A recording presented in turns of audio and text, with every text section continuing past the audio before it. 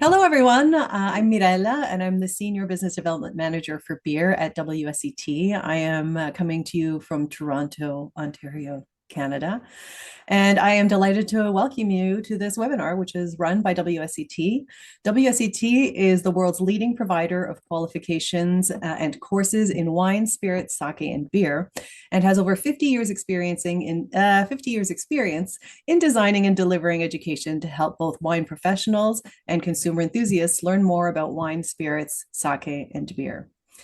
You can take WSET qualifications in over 70 countries through a network of more than 800 course providers. If you're interested in finding out more about embarking on a WSET journey, visit wsetglobal.com to find your nearest course provider. Now, this seminar is being recorded and will be posted and available to watch on the WSET YouTube channel. If you have any questions as Jeff is speaking, feel free to post them in the Q&A box, not to be confused with the chat box. Happens every time. So we love to hear from you in the chat, see where everyone's from. If you have questions that you'd like us to tackle, please put them in the Q&A and we'll try to cover as many of them as we can. All right, well, it is my great pleasure to present Jeff Allworth, although I'm sure many of you are already familiar with his writing. I've been reading and promoting Jeff's work since I started in beer, which is almost 20 years ago now, and I'm really glad to have had the opportunity to get to know him a bit better over the past year or two. Now, Jeff is an award-winning journalist and author of several books, including The Beer Bible and The Secret of Master Brewers. In addition to his writing, he has taught university courses on the business of beer and regularly leads educational tastings and events. In the spring of 2024, Jeff helped found the nonprofit Celebrate Oregon Beer to promote the state's brewing and hop growing industries, and he serves as the organization's executive director. He's here today to talk us through the American journey from German lagers to Citra-hopped IPAs. All right, Jeff. Thank you, Mirella. I appreciate the opportunity to do this. It is always wonderful for a writer to be able to sink his teeth into a topic and shape it. And I hope we come up with something valuable for everyone. I want to talk to begin with about a concept that my own writing has led me to use to frame beer. And we'll discuss the American beer culture as it developed in the last 150 years in the context of national tradition. And I think this is something that anyone who has watched one of these presentations already will have seen. National tradition is the concept that the people who make a beer reflect their culture in that beer. And if you've seen the presentation on Britain or Belgium or Germany, or the one that's coming up on the Czech Republic, you'll get to hear about those national traditions. And when I was writing the Beer Bible, I got to travel to those countries and observe the national traditions. So I just wanted to talk just for a moment before we get started about what that looks like and what I'm talking about. If you take a pale ale, for example, let's start there, and you look at it in Britain, and then you travel down to Belgium and you look at the pale ale there, and then you travel to Germany and you look at a pale ale there, which is basically what a Kolsch is. All of those beers look more like the beers brewed in the countries they're from than they do each other, even though they're all pale ales. Pale ale, a Kolsch looks more like a Pilsner, a German Pilsner, than it does a Belgian pale ale, for example. And I was really struck by how the styles that are developed, the production methods, the ingredients, and the equipment, and when I was touring these breweries, as well as the philosophy, which is something I don't have here, the brewing philosophy, were all repeated brewery to brewery within a country in a way that reflected that national tradition. And that changed radically when I would go across the border into another country. And it made me think about our own national tradition here too, which kind of leads us to where we are today. National tradition emerges from a set of conditions that we could talk about. I could spend a whole hour talking about them, but very briefly, you have chronology. So the first beers that are brewed tend to evolve over time. So you can see that effect happening. Laws and taxes have a huge effect on beer. We know about Reinheitsgebot, which limited what you could put in a beer, but taxes often define the criteria about what a brewer can do. So it really guides what kind of beer they make. War and famine don't happen very often, but when they do, they're big interruptions and can really change the course of beer. And technological innovation is one of the biggest factors. When you look back 2,000 years or so, you're going to see technology coming in and changing the way people brew for that whole period of time. And finally, local culture and drinking preference is a really big deal. One thing that when I was in Belgium was one of the first countries I visited, I was so surprised to see how closely related it is and connected to the culture of cuisine there, which is not really the case in the United States. And the way that brewers think about beer in Belgium has a lot to do with cuisine, and that was very interesting. And then you go to the Czech Republic, and people drink beer in volume, and it relates to food, but it's not really defined by food. So all of those things over time come together to create an indigenous brewing culture that reflects the people who make it. And we're going to talk about America now, and I just want to highlight one thing. This photo that you're looking at may be very curious to everyone. So you can think about what might be going on there, and I will tell you now, before we get to the end, that is a very American thing we're looking at right there. So we'll come back around like that thing that we're looking at right there would never have happened in another country had it not happened in America first. Okay, so let's get started. The first, I'm going to talk about three different styles and tell three different stories about the United States. And really, in order to get to the more interesting part, which is the more recent bit about the American tradition, we have to look back into the 19th century for the conditions that created that. There was in the United States, what became the United States and North America, there was no indigenous brewing tradition. There in the Americas, some indigenous people made beer out of corn, but that happened south of the United States. And in that early period of colonization, from the early 1600s until the 19th century, the United States was almost totally a whiskey country. We had a little bit of brewing, but not very much. We were really a hard drinking whiskey country. There were we'll talk on the next slide. I'll show you that there were only like 150 breweries at the turn of the 19th century, and there were probably thousands of whiskey distilleries at the time. But then a thing happened. The United States is an immigrant country. It became an immigrant country once Europeans discovered it and the rest of the world discovered it. And in the 1840s, Germans started coming en masse. And you can look at these numbers, 1821 to 1840, only 160,000 German immigrants. And then in the next 20-year period, nearly 10 times that amount. And in the period from 1841 until 1900, nearly 5 million Germans arrived out of a total population of 76 million. So that had a pretty profound effect on the culture, just having those immigrants arrive. But the key thing that we're interested in is that they brought beer with them. And if you look at the kinds of breweries that were being founded between 1840 and 1900, they were almost universally, not quite, but almost universally founded by German immigrants who brought their lager beer. And many of you, especially the Americans out there, will know that some of those names like Schlitz and Stroh and Coors and Anheuser-Busch. There were many, many more. One of my favorite books that I own is a history of the Pacific Northwest, and it talks about all these little boom towns that were cropping up in the Oregon Territory. And barely do these towns get started before a German immigrant shows up and founds a brewery, and they last 5 or 10 or 15 years and then fade away in many cases. But it transformed the way Americans drink beer, and we started to become a brewing country. So here you go. In 1810, 180 breweries. By 1865, there's 3,000. And I think the per capita consumption really tells an even bigger story.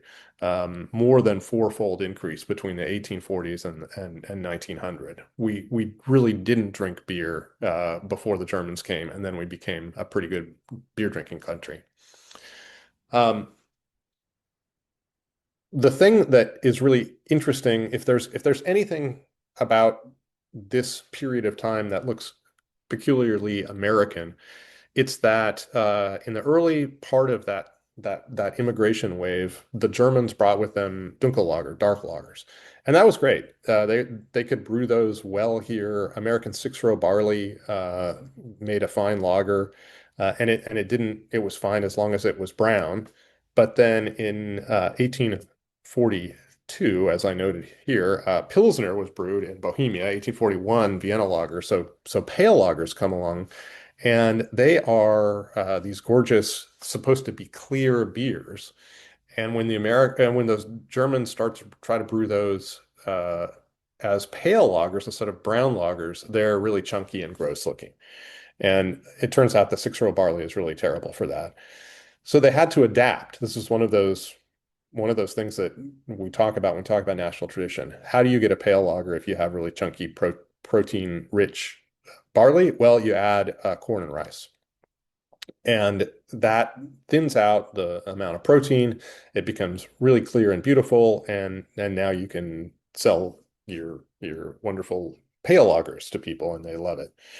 Uh, I think one of the things that's happening internationally that's worth noting is Louis Pasteur published this as studies on beer, and it really emphasized the value of making lager beer in this period too, because when you're brewing at colder temperatures, it reduces the pathogens. The beer is less likely to spoil, and it lasts longer, and it's easier to make it in a marketplace.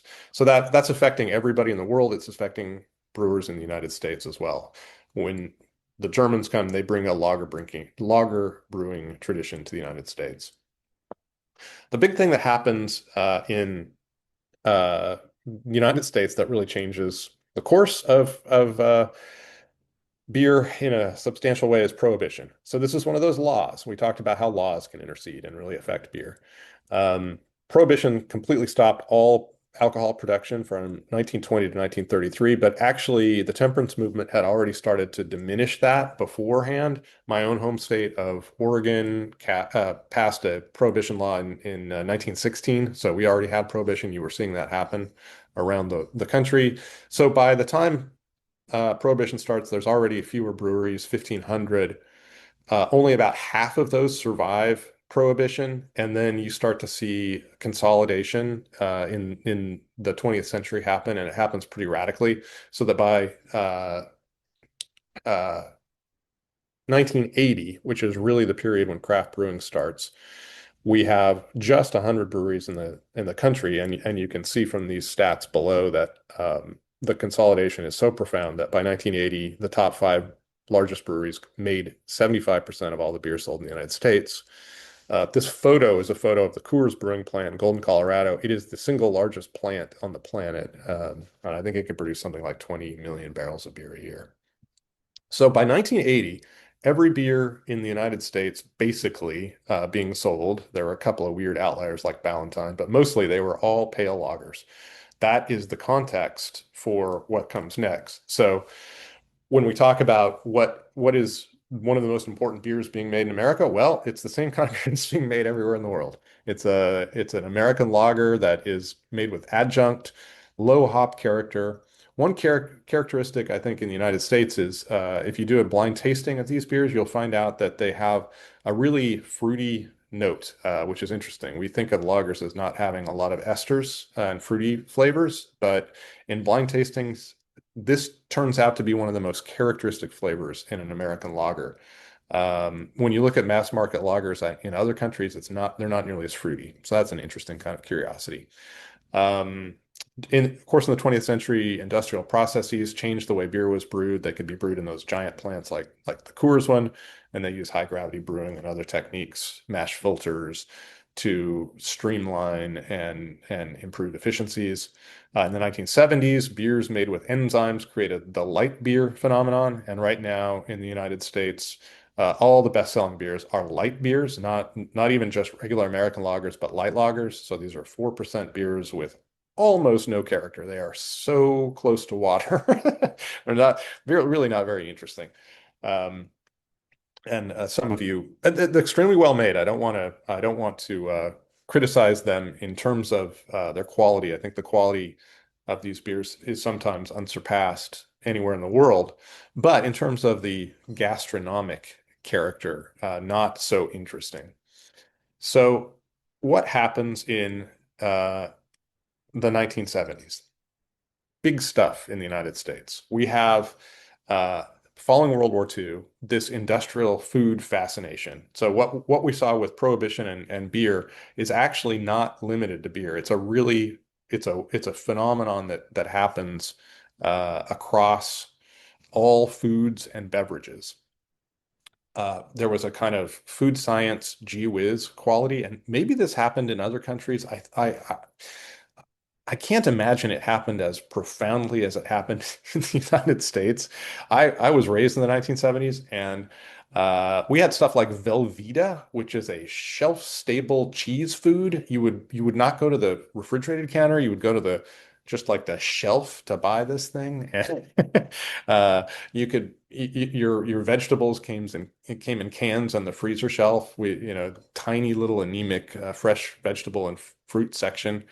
Um, my grandparents drank instant coffee. They didn't drink regular coffee. So it's this whole thing. So in the 1970s and 1980s, there's this backlash where people are like, food should taste not like cardboard. And you see this happening all across food. It happened, I think, kind of famously, the slow food movement, Chez Panisse in San Francisco with Alice Waters. But it happened in wine, coffee, cheese, basically all food areas saw this return to an artisanal character of food, and that affected beer too, right? So it's just part of the cultural return to something more flavorful and interesting, and it really it happened in beer in part because the beer that was being made was well, there was a single style of beer and it wasn't very flavorful. So that's the context into which craft brewers stepped in the late 1970s. And the reason we have the chronology here, and Cascade Hops released in 1971. So let's bookmark that. We're going to come back to that. It turns out to be an incredibly important moment in the history of American brewing, which goes kind of unnoticed. In 1971, this hop comes out. Nobody notices. It doesn't really affect anything yet. So we move forward to the late 1970s, and all of a sudden, little tiny breweries start popping up.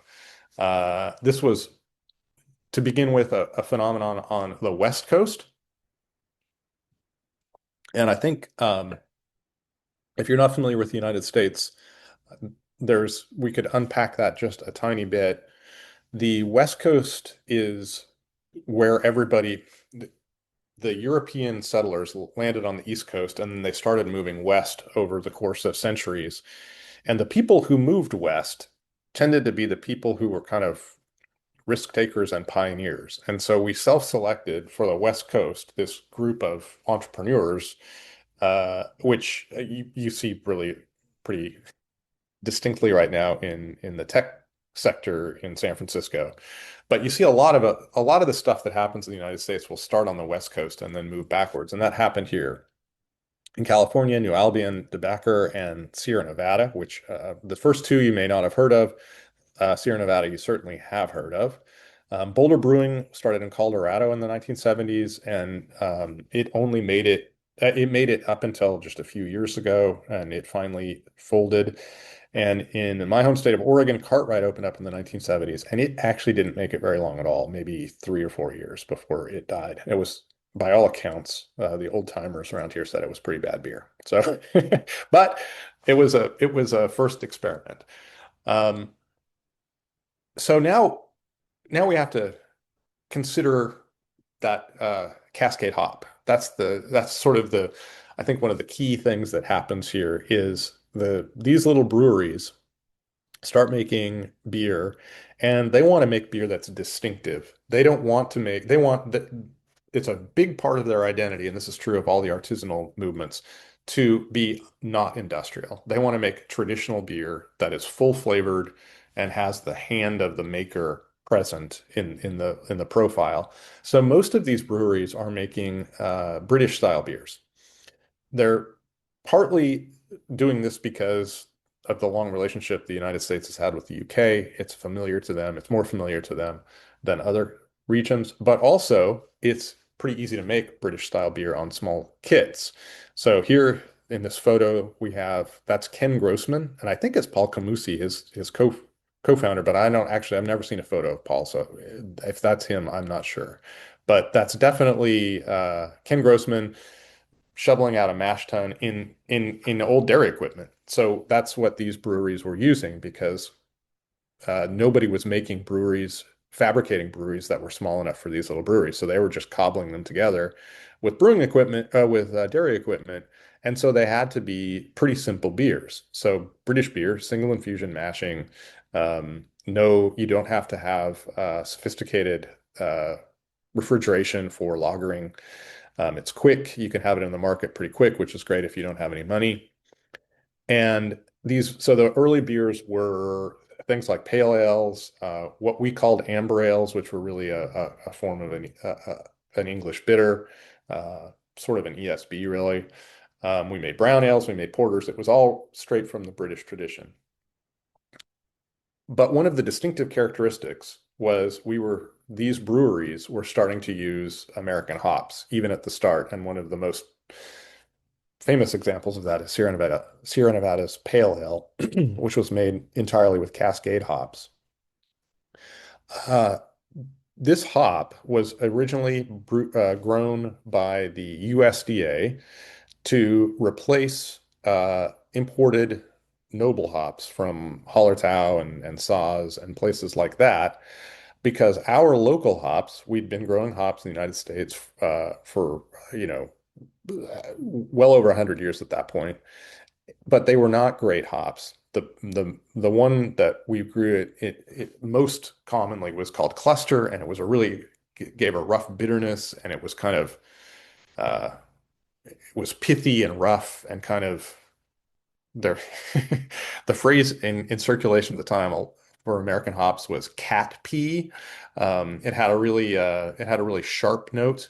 Um, and so it was not prized. And so people would use it to bitter their beer, but they didn't want to use it as a finishing hop. They imported European hops. The USDA thought it would be great if we had our own local noble style hop that we didn't have to import European hops, and they developed Cascade. It was the first one they released in 1971. Well, it turns out that was not a very noble hop. It was incredibly American and expressive. It's got a lot of grapefruit. It's very floral. It's very intense. The large domestic brewers tried it. Coors was the one who really invested most heavily, but it was too flavorful, so they didn't use it.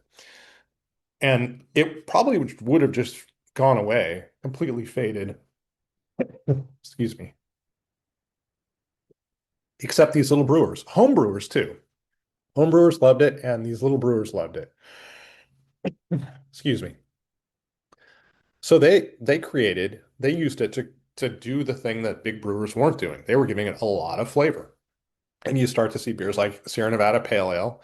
Uh, Sierra Nevada had another beer, which was actually a proto IPA, American IPA called Celebration, which they released in the fall. And in the Northwest brewery in Yakima, Washington, who was founded by a guy who'd been in the hop industry forever, Burt Grant. He had his own IPA in 1983. That was the first IPA that was sold as a regular year-round IPA. It came as early as 1983, which I think is surprising to a lot of people because the IPA style doesn't really become a huge feature of American brewing for another 20 years. But it's getting started, and we're starting to see the development of the American palate. Meanwhile, the USDA continues to release new hops, and a lot of them they do actually hit the mark for noble character, and we see a bunch of hops that come out that are very noble. But among those are some others that are I don't know if we can say ignoble. They're very American, and they become known as the C hops. So Cascade is the first. Chinook comes out in 1985 and Centennial in 1990, and it leads a parade of these really expressive American hops that would come to define American brewing. By the 1990s, breweries, and again, this is largely happening on the West Coast of the United States, start to embrace these hops as a way of defining American brewing. But the first phase, as they get into it, these American hops are notably high in the capacity for creating bitterness. There's a component in a hop called alpha acid, and it is the bittering capacity in a hop, and it's expressed in the percentage of the oils and acids. So if you look at noble hops, they have alpha acids of like 3 or 4%. But Americans were twice that and even higher. And so they were producing these very bitter beers because the Americans were still brewing basically English style beers. They were making their beers looked, if you look at the recipe and you look at the brewing style, they're making English style beers, but the hops are so bitter that you're starting to see increasing bitterness and to like almost painful degrees. And that becomes part of, this is when craft brewing switches into becoming more of a kind of, uh, it goes from looking at a traditional way of making beer to a more experimental way of making beer. Here you have Arrogant Bastard that was released in the 1990s. You're Not Worthy was their tagline, and it really just emphasized the kind of over the top bitterness that was happening. Um, the the hop breeding continued to happen, and then in 2008 we have one of the biggest moments in American brewing. The Citra hop is released. This was released by a private breeder, and it is the first what we might call juicy hop to be released, and it's going to change American craft brewing and American brewing entirely. And we're going to see that the birth of the American tradition begin after 2008. In the 2010s, to work with these kinds of hops, American brewers across the country are changing the way they brew because they're realizing the Citra hop has this really beautiful citrusy to tropical character. And it's actually, most of its parentage is European hops, which is interesting. Um, so it's a pretty darn elegant hop. It's very expressive, very fruity, but also really elegant. It's quite easy to brew with. It has a tremendous amount of aroma and flavor. And brewers start thinking, this this character of aroma and flavor is actually more interesting than the bitterness. So how do we get the character out of this hop without getting all the bitterness? And they have to start changing the way they brew in order to do that because these hops are they have so much bittering potential that if you put them in the kettle and boil them for very long, they just produce a lot of bitterness. So the brewers start not putting them in the boil very much, or they put them later in the process so they don't have a chance to boil as much. By the mid 20 teens, they're sometimes skipping putting them in the boil at all, which is historically super bizarre because the whole reason to have hops in the first place is to sanitize the wort. And so no matter how unhoppy your beer is, you're going to put hops in the kettle to sanitize the wort, even if that style is not characterized by hops. You would never have occurred to an old brewer to not put hops in the boil. But Americans are starting to do that. They're putting them in the whirlpool, which is a vessel after the boil that separates the material out of the beer. And American brewers said, well, we just have this nice hot wort just sitting here. Why don't we put hops in it? So whirlpool hopping starts to happen. Brewers realize actually 200 degree or like 95 Celsius degree wort is not the best way to get flavors and aromas out of it. So now they're developing systems in the brew house to cool that whirlpool down so that it gets into a perfect temperature. for whirlpool hopping. And then dry hopping, which is the process of putting hops in the beer after, usually when it's after it's completely fermented out, when it's cold in the fermentation, the conditioning vessel, that becomes a big deal. Brewers are starting to do it uh, 2 or 3 times, and at a certain point, some brewers figure out that if you do it while the yeast is active and actively fermenting, it will take the chemical composition of the hops, the oils within the hops, and transform them and into other chemicals. So you get different kinds of flavors, and it became known as biotransformation. And then more recently, hop companies have started to put out different kinds of extracts and other hop products that even some distillates like terpenes, pulling out one element of the hop to add into IPAs to increase the aroma and flavor. Everything at this point in the juicy era is about maximizing flavor and aroma to levels that in historic terms are off the charts. They're just unimaginably high. And the use of hops is unimaginably high at this point. The large macro brewers who have always been the main purchasers of hops still are producing, yeah, 90% of the beer in the world, but little breweries are using so many more hops that they become the dominant purchaser of hops in the United States. And so hop growers start to pay a lot more attention to these little brewers, and they start to breed more, and we have more juicy hops coming on the market, and it's this virtuous cycle.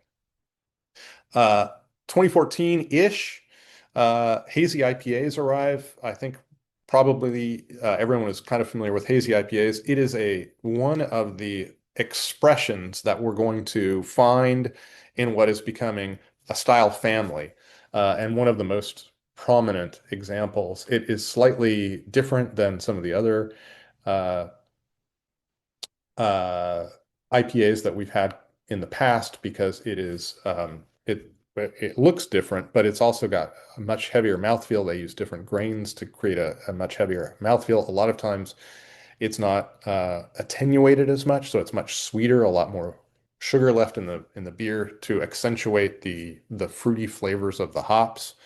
And oftentimes it's a very strong beer.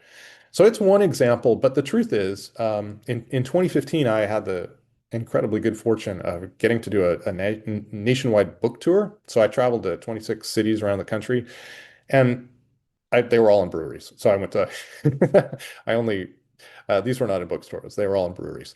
So I would go to these breweries, and in 2015, just as hazy IPAs are coming along, and I'm finding all the brewers are doing exactly the same thing. They are trying to maximize uh, flavor and aroma. They're making juicier and juicier beer. They're not all hazy, and they're not all as sweet or as strong, but all the brewers are kind of heading the same direction. Hazy IPAs, I think, are the vector that turns American drinkers onto this whole family of styles. And we see the explosion of breweries in the 20 teens. We see massive growth in the production of craft beer. So it goes from about 5% of the market to about 15% of the market. And you see within this kind of expression of growing, of making hoppy beers, all these kinds of different styles. So I think I don't like to think of these as separate styles. I think of them as a giant family. But here are some of the examples. Along the way, there were others that I don't mention, or versions that maybe never had a name. But at this point, from the mid 20 teens to today, uh, brewers in America are now, they've completely shifted the way they think about beer. They're no longer thinking about British beer. They have come up with their own kind of way of thinking about beer. At this at this point, if an American brewer is making a Kolsch or a Belgian single or something like that, they're going to be hard pressed to stay their hand and not do a whirlpool edition or a dry hopping edition, because that's just how they think about beer now. And when I talk to brewers who are making traditional German lagers, they'll do everything straight, but they'll do a whirlpool edition, or they'll do a little bit of dry hopping because they just can't resist. It's just how they think about beer. And that is to me, that is a perfect example of the way uh, national tradition forms. When you go to Belgium, they think so much about yeast that they're always trying to do things, to maximize the expression of yeast. When you walk through a brewery, you hear a lot about how they do that. When you go to the Czech Republic, there's a huge amount about the malt and about mashing and decoction mashing because that's how they think about it. And in the United States now, we're thinking about hops and how to get hops in beer. So the Hoppy American style, I would in these webinars, we're trying to highlight uh, three styles, and this one style is actually kind of a family. So I hope that I don't get in trouble with WSET for this one. But I think that they are all very similar if you think of them as expressions of national tradition, even though a West Coast IPA, a West Coast Pilsner, and a hazy IPA are all different styles. They all come from the same impulse. They have lush American hops that create these intense aromas and flavors, very tropical and fruity. Citrus and pine are the classic flavor. Those go back to the C hops, and they're still fairly common as a touchstone of the flavor of American hop. You'll find some regional variation as you travel throughout the country. Over here on the West Coast of the United States, you're going to find way fewer hazies. My wife is from New England, where hazies come from, and hazy IPAs there are vastly more common than clear or West Coast IPAs. The bitterness, the haziness, and the dryness, all of those are kind of up for grabs depending on the region and the brewery, but they all fit within this larger kind of context of flavor and aroma of American hops.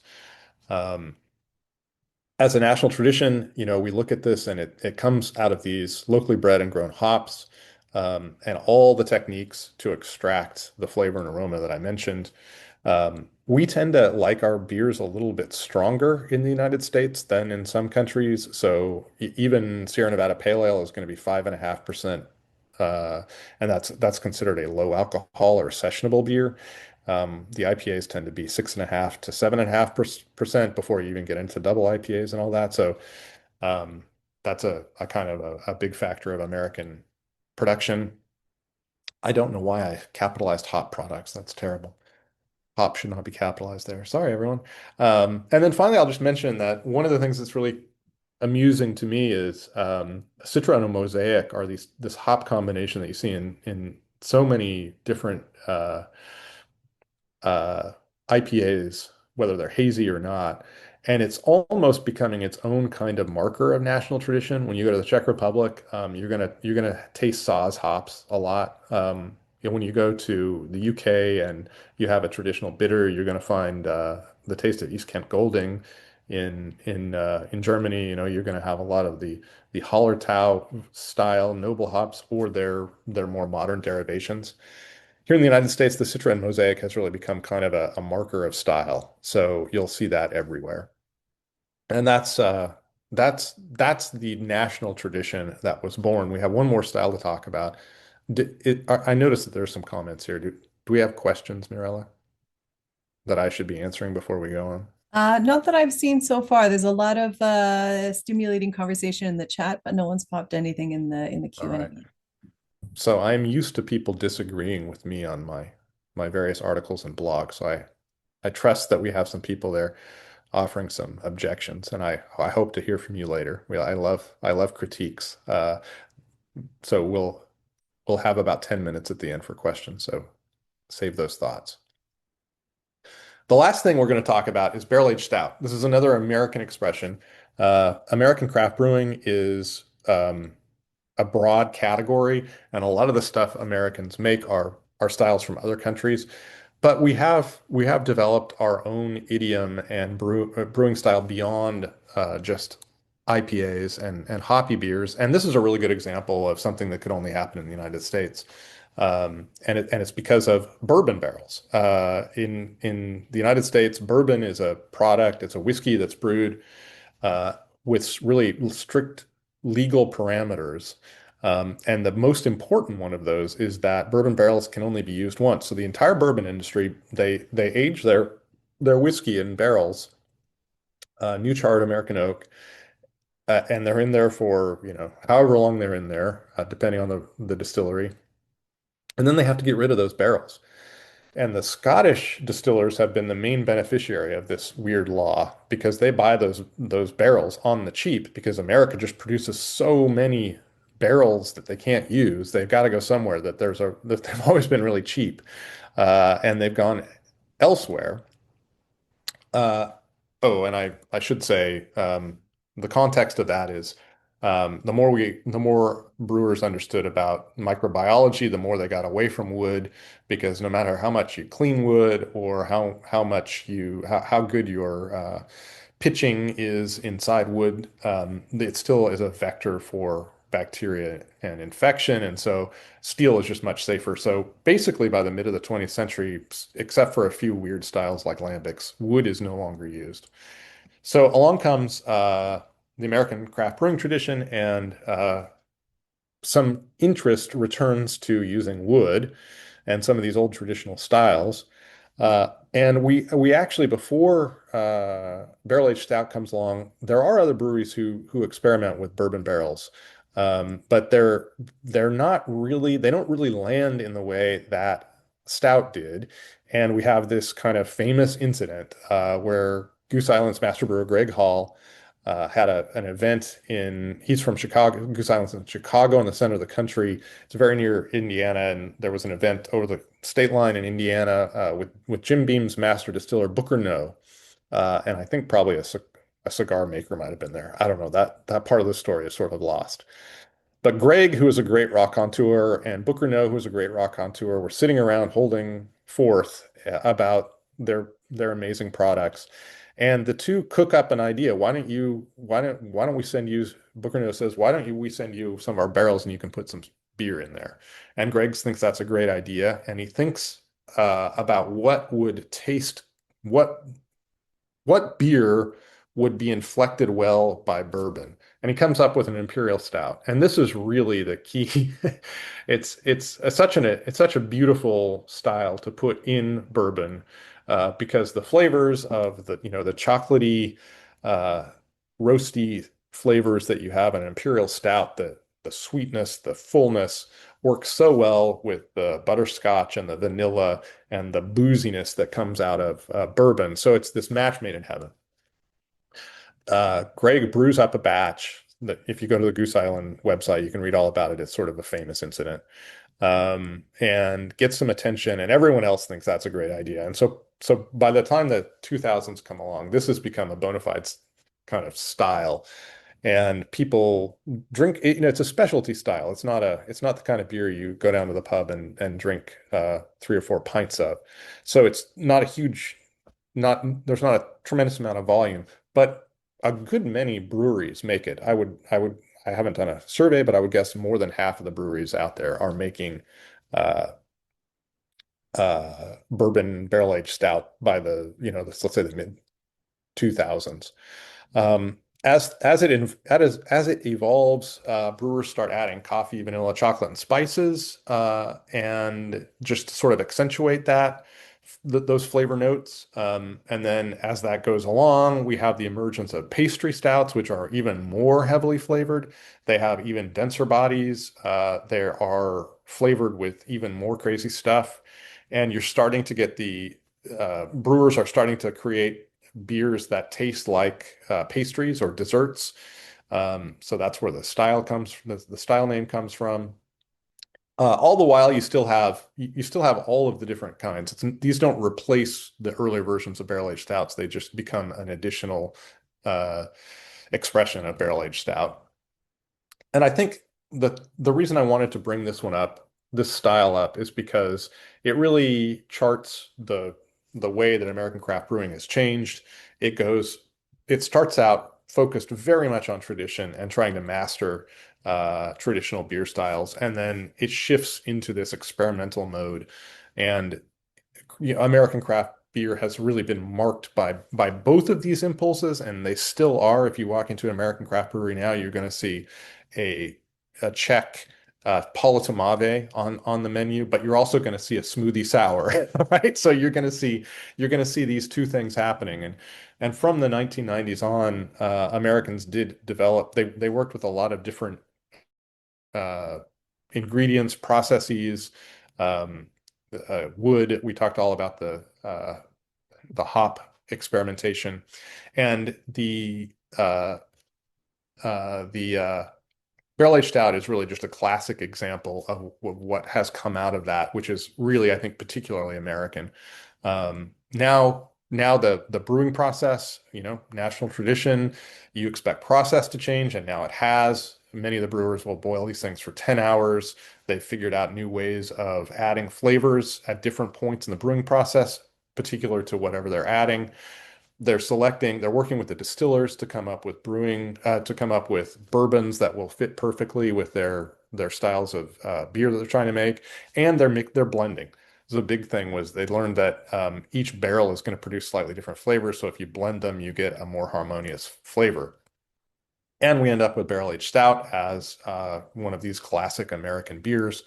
And a lot of these have spread out to the world, and other countries are now experimenting with aging beer in barrels that come from their own liquors, their own spirits tradition. So you're seeing that kind of echo out.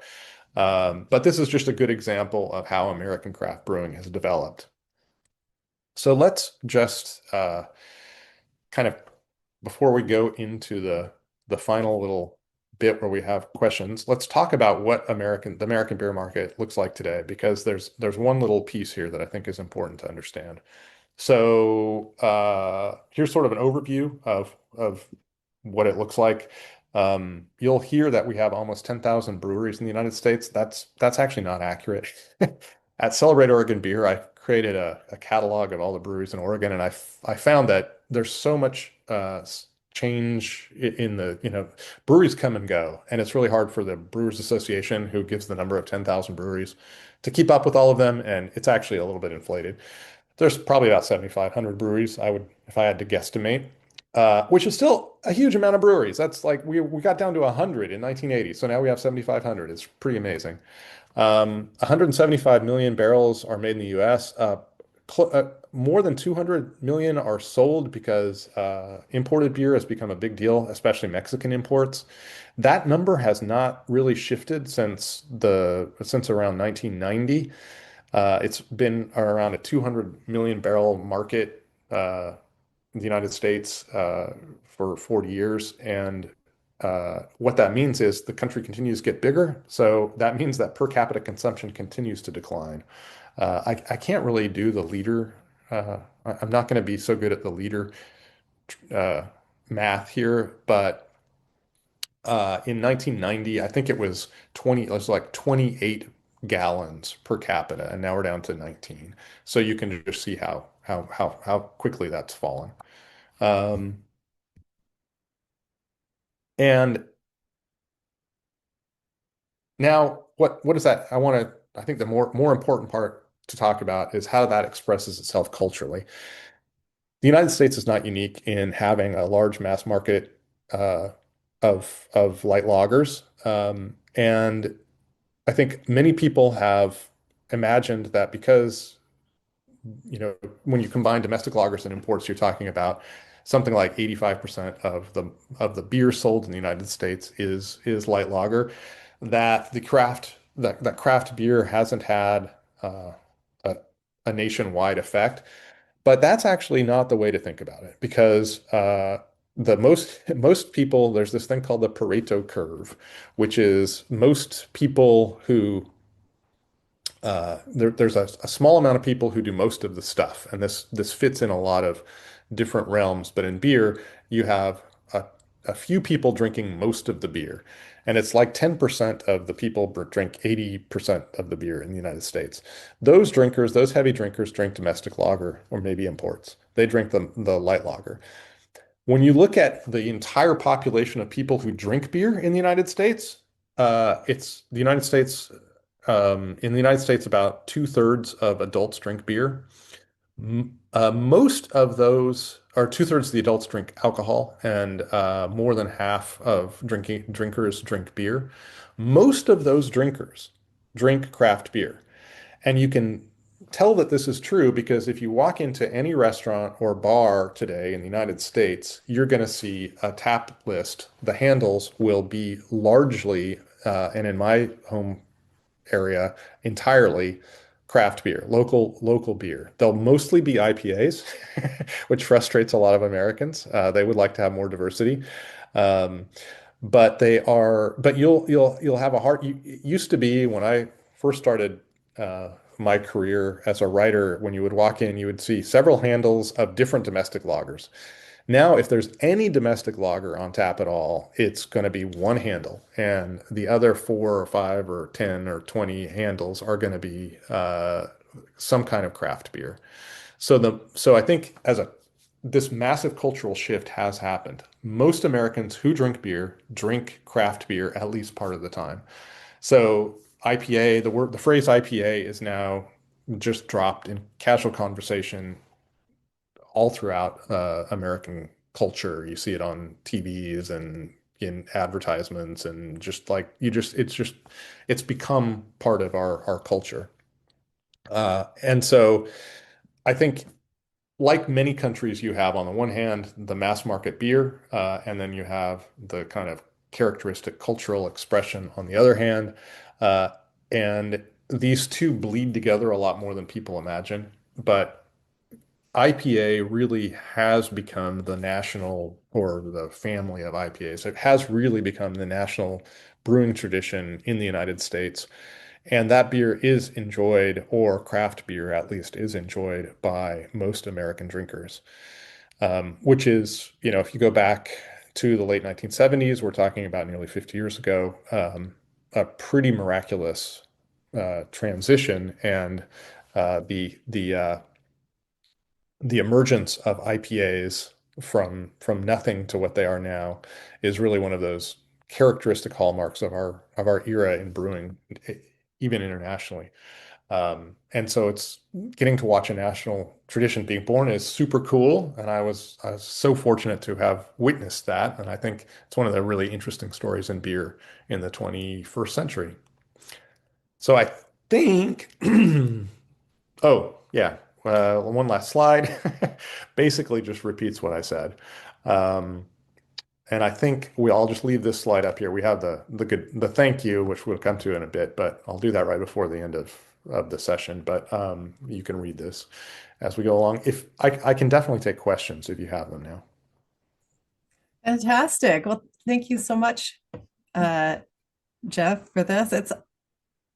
It was really interesting to see you talk through this. You had mentioned to me when we were preparing about, how it's so different to have actually witnessed the birth of a national tradition. And I heard you, but I guess because I've also just saw it happen, it didn't really occur to me how momentous it is. But we're really, you're right, we're absolutely lucky to have lived through all this. And I still remember the first time I had a hazy IPA, and I still remember the first time I had a bourbon barrel aged stout. And we're in history right now.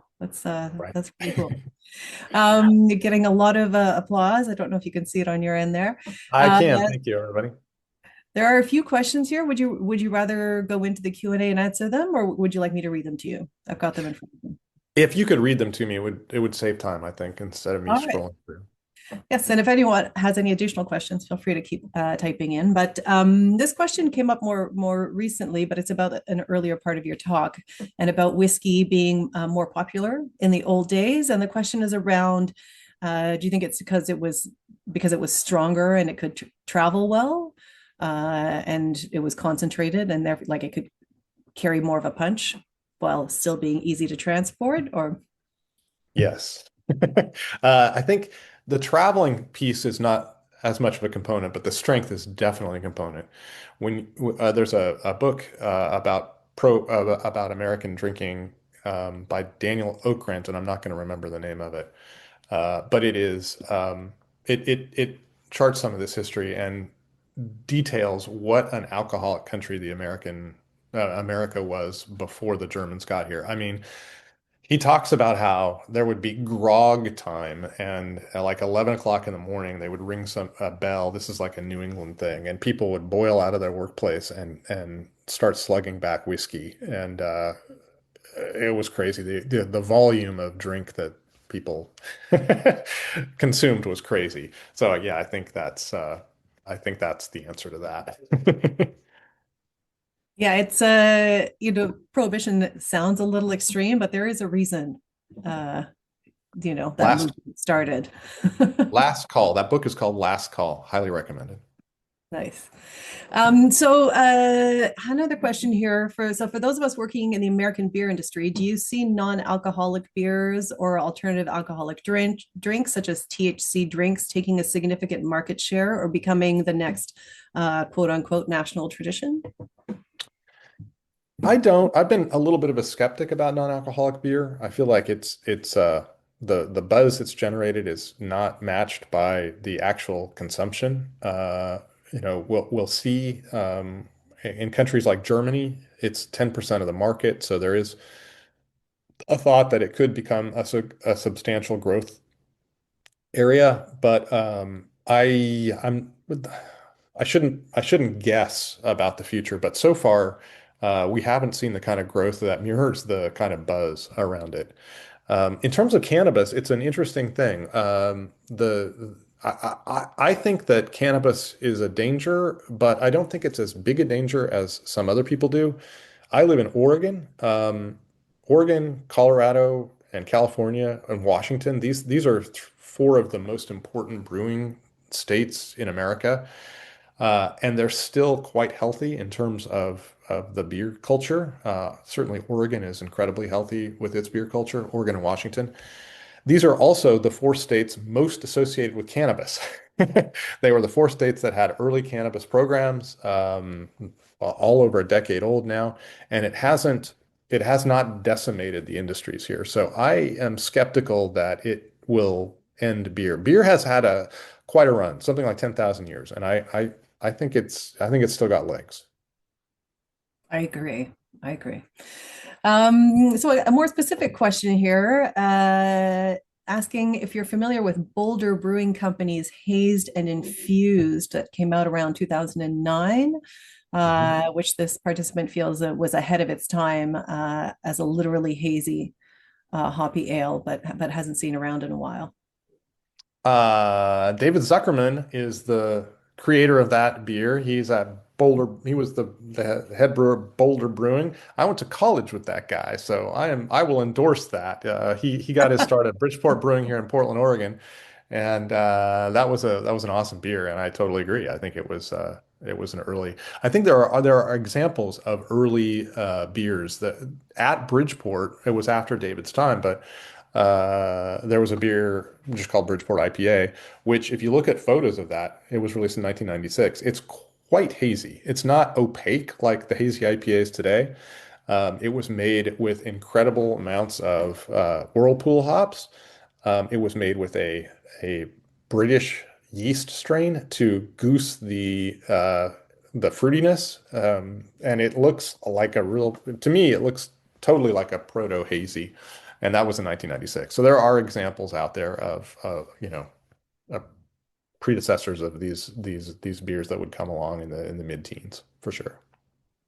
Yeah, and I think with beer in general, I remember there was a lot of talk back in the day about the double IPA and when was it created, and what was the first, and that the fact of the matter is between all these breweries we have and all these home brewers we have, everyone has tried everything, and it's just a question of when does it actually gain some traction or who manages to do it in a compelling enough fashion that it moves forward. So we are getting to the hour mark. There are a few more questions, and Jeff is and I are certainly able to linger and answer those questions. But I did want to mention if you do have to pop away, please complete the feedback survey poll, which has come up on your screen, and not to worry about missing the remaining questions because this video is going to be available for you to watch on YouTube. We're going to post it on the YouTube WSET channel. So with that out of the way, Jeff, are you game to answer a few more questions? I am, and if anybody has to leave, I want to thank you for joining us.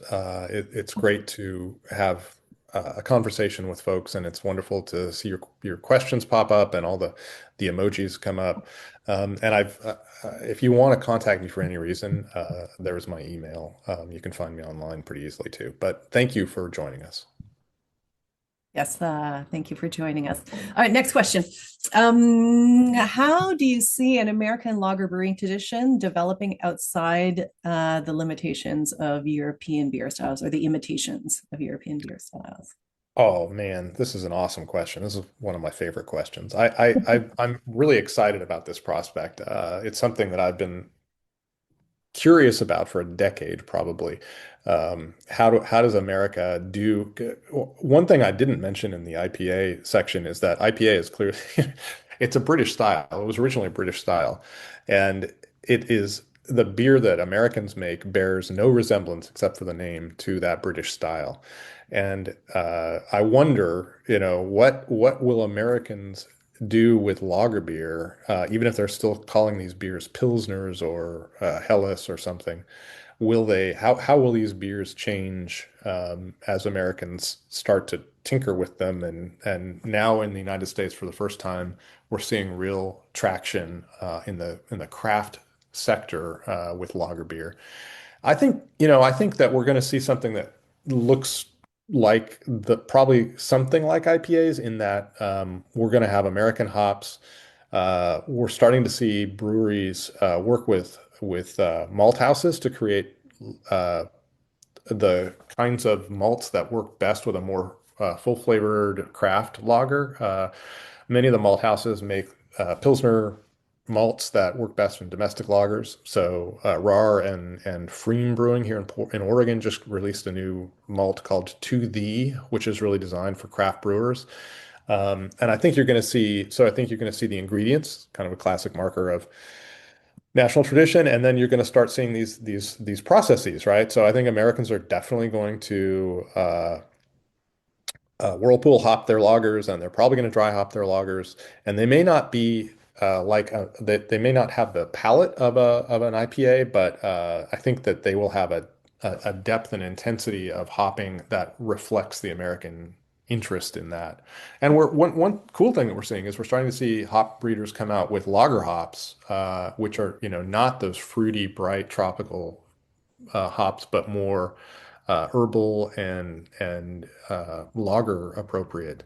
One of my favorite is called Lorien that has come out recently. So I think you could start to see indigenous noble hops that seem a little bit more American coming into lager brewing. And I'm looking forward to that whole thing developing, and it seems to be happening.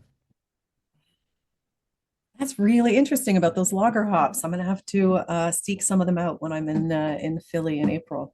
This question is again about the future of American beer. It is a little broader, so I thought it would be an appropriate next question. And this participant is asking you how you see the future of the American beer industry with people apparently, drinking less. And she's just curious what your take is on that for the industry. Yeah, there's it, if you one great thing about being a writer is I'm compelled to look at history and think about beer in a really large context. And beer has constantly, if we take the 1,000-year view, let's say, the last 1,000 years, beer has gone through in different countries and in different parts of the world. It waxes and wanes, and it has heydays in which we see these explosions of interest and style, like we have in the last 50 years in the United States. And then we see these periods where it's kind of not very interesting, and maybe the consumption is declining, and it goes back and forth. And I think we're definitely having the experience of a reset right now in the United States, but and worldwide. Actually, I shouldn't just say the United States; it's totally worldwide. I just read something recently about the German beer market, which is sad to me because I love German beer and I want German breweries to live, thrive, and survive. But it's happening worldwide. But I do think that beer it's really a proof of concept that's hard to match. It's been around 10,000 years, and it is a lightly alcoholic beverage that is great for social gatherings. And humans are social beings. So I think that beer will be around and be healthy, certainly as far out as I can see. And it will have periods where it's not very healthy, and we're possibly entering one of those periods, and it may last a decade, and it may not. So I think I'm more bullish on the long-term trajectory of beer. I like that. So here's an interesting question. It's I guess, a bit of an observation from one of the participants asking, why do you think American beer tends to be extreme? 75% as little flavor as possible and 25% as much flavor as possible. Does no one aim for the middle? Yeah, that's America in a nutshell, I think. We've always had our kind of trashy disposable culture, which is not very interesting and pretty broad. And then we have our really extreme artisanal culture, which is often on that side, it is quite strong. Like if you look at the way coffee was when coffee came back around in the late 1970s and early 1980s, it was extremely bitter. It was very heavily roasted. Some would say Starbucks is over roasted for incredibly assertive flavors. When American wine started to become popular, it was these big oaky Chardonnays and Caberets, very bold, brassy beers or wines. So I think, we love, it is an immigrant culture, so we have access to the world's cuisines, and we love things like really spicy Thai food. And I think it's just part of American culture that we go through that. And I don't know. It's culture.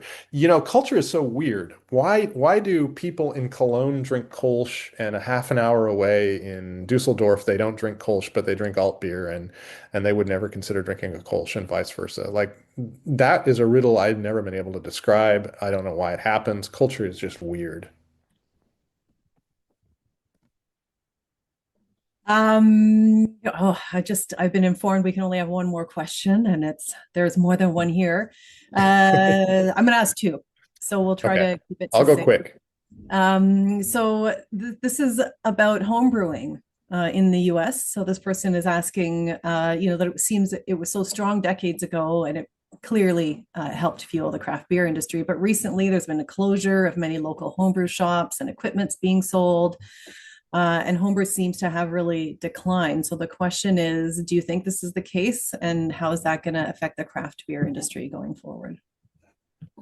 It's definitely the case. F.H. Steinbart, a mile from my house, was the oldest homebrew store in America. It closed recently, to my horror. I'm connected to friends of the American Homebrew Association, and they were really struggling with that. I think the problem is that American beer is so good and so prevalent everywhere that it does not encourage people to want to make their beer like it did in the 70s when there was not very much good beer.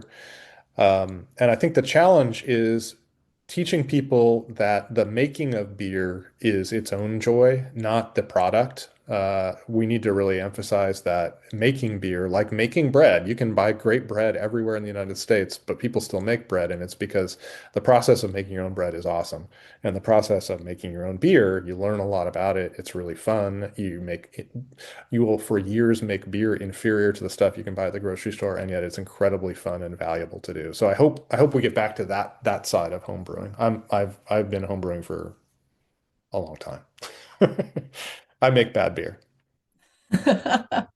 What are you brewing right now? I don't have anything going right now. I would like to get Oregon has great weather, and I can still get a lager in and use ambient temperatures to keep it down. So I need to get a lager going. Nice. I'm going to finish with the first question we got, which is a variation on a question that I get every single time I speak, and I'm curious to know how you tackle it. And that is, Okay. Jeff, what is your favorite style? Oh yeah. Uh, you know, I'll answer it the same way I think everyone does, which is to say that I don't have a favorite.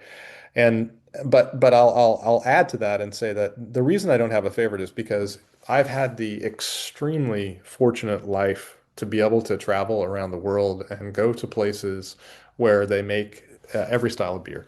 And if you stand in a brew house with a brewer who has, in a brewery who has made a beer style for decades or centuries, and you listen to that brewer talk about the ingredients and the process and the history, uh, and how they make the beer, and then you taste the beer, it's almost impossible not to, in that moment, fall in love with that beer and declare it in your own mind the best beer you've ever had, the best beer style there ever is.